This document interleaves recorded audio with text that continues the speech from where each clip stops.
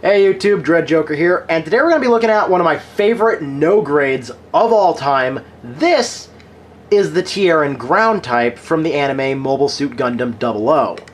This is a bit of a weird one because I didn't even know this thing existed, and when I found out it did, I was like, okay, I gotta check this thing out. I wasn't really a fan of this thing's overall design, but I recently started really logging some hours into Armored Core 5, and oh my god, this is the most Armored Core looking thing I have ever seen recently. And it is also one of the best no grades I've ever built. Does it have a couple issues? Yeah, just a couple.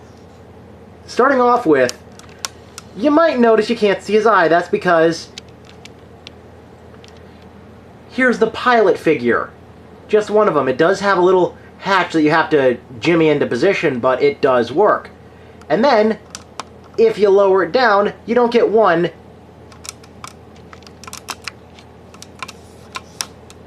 You get 3 itty-bitty soldier figures. You get 1 pilot and 2 ground forces. This is really cool. I wish they would do this for more kits, because this is good to give you a good sense of scale as to holy crap how big this thing is. These soldiers aren't even the size of its big toe. Big toe, soldier. Big toe, soldier. Meep. But you didn't come here to look at soldiers, you came here to look at a big battle bot. This thing does have a couple of bad seam lines, and this contributes to the issue that it has. So let's get the pilot figures out of the way. Little pilot up here, plop him out. To get it into position, you got to remove the panel up here. Easier said than done, and hopefully we won't run into the issues we have with this kit, because it's just in the hip joint here. It's on a weird one. So the hip joint is ball jointed up here, but then it goes forward and has an angled poly cap that goes into a peg right here. It has to go in, the peg's going up at a 90-degree angle. So the problem is, this part doesn't accept 90 degrees because of this part here. Basically, we have to create a 45-degree angle out of all this, and you end up with a thigh rotation that is decent, but it will cause the issue to happen faster. And as you just saw there, this thing can be very front-heavy if it's not properly balanced. I believe we have it properly balanced now. Okay. Moving on to surface detailing, there's actually not a lot of stickers on this. The only few stickers that are here are, of course, the mono eye, and then you have 2 foil seals that go in behind clear parts to form the actual floodlights. So it's, you know, cool that the technology's advanced to the point where we realized, hey, maybe having headlights on a giant robot would be a good idea if we're going to have this walking out at night. We don't exactly want to trip over a tree or something, as people in the 1-year war did, or walked off of cliffs, or I don't know. How can you not be paying attention? You're driving a giant robot. Is texting and driving in the future really that much of a problem still? As far as accessories go, it's pretty much wielding everything it has except for the biggest thing in the box. The biggest weapon it has is this. This is its bazooka. This thing is massive. It extends, by the way, so I'm just going to show you this. Bazooka is as tall as the mobile suit is, and that's not extended. There's the bazooka extended, and now the ammo magazine is directly being obscured, or is obscuring its line of vision. Ammo magazine, to my knowledge, is, yep, removable. But there is no ammo in here, it's just part of the assembly. The entire ammo stock back here can rotate. You have a peg down here, goes into the poly cap in either of the arms right here. And this can wield it on either side or both sides. Then you have the handle also on the poly cap in here. Rotates, does everything it should do. Set that off to the side so we can focus on the main event. Bringing, oh boy, this forward a little bit. Actually, get the turntable out of here. Oh yeah, it's more stable without the turntable. Go figure. But starting off, there is absolutely nothing at the head. No neck, no nothing. You can move the mono eye, but you have to completely take off the top part here. Not going to do that. Not worth it. Shoulders come insanely far forward, considering you never thought that was going to move. Arms, full, unrestricted 360. Shoulders up all the way. Perfect. Armor, pivots. Here, rotates. Full 360 if you get it down right. Elbow. Pretty damn good. Bicep rotation, completely unrestricted. Get it up and rotate. Then peg it back in. Very good. The arm also rotates below the elbow. Full 360. This is amazing.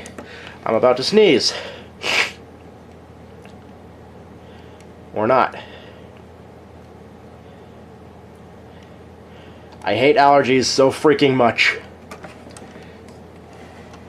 Then, you have a really good ab crunch forward and backwards and side to side. This thing, it wiggles, it jiggles, it should be teaching a Pilates class.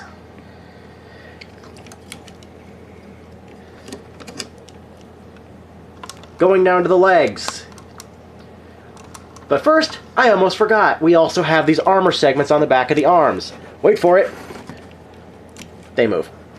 They get out of the way. You've got premium ball-jointed wrists, very good connection. You have a peg in the hand here too, so any of its weapons that it needs to hold, it holds very, very securely. Moving over to the rifle, and this is an awesome rifle. I love this thing.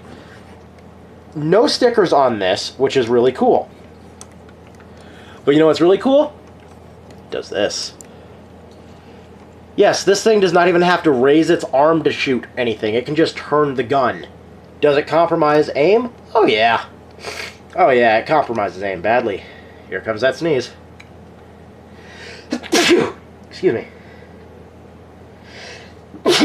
Oh, really? I hate allergies.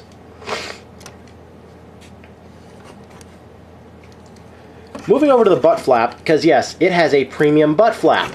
Also weapon storage. This is why it has the hand peg. It also has this very Army Ranger style backpack from like the early trench warfare days. This is a nice touch. I wish we could have seen some of the other Tieren variants, but what are we gonna do? Knees. Very, very good knees.